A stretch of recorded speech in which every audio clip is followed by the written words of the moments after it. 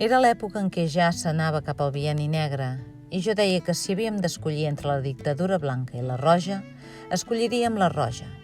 Això en un noi de 13 o 14 anys és terrible, perquè demostra fins a quin punt la radicalització va pesar.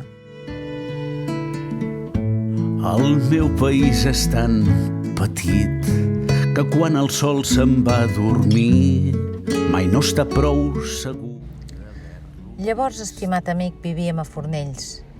No pas a Fornells de Menorca, que és un lloc esventat i àrid, sinó a Fornells del nostre país, que és abrigat i dolcíssim. Exageren tant se val.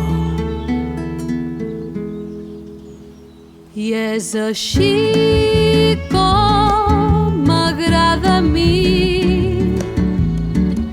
i no en sabria dir res més. Canto i sempre em sabré malalt d'amor pel meu país. En sentir-ho, la indignació, la ràbia, un sentiment de revolta que em ve del fons de l'ànima, m'han deixat sense el do de paraula. Vull entrar a formar part de les forces de la resistència. Que des de dalt d'un campanar sempre es pot veure Què fan els músics que ara són joves? Les generacions futures podrien dir de nosaltres que vam ser una generació que no sabé fer-se les seves pròpies cançons.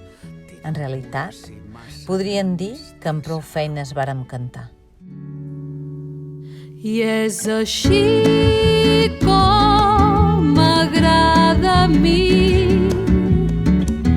i no en sabria dir res més.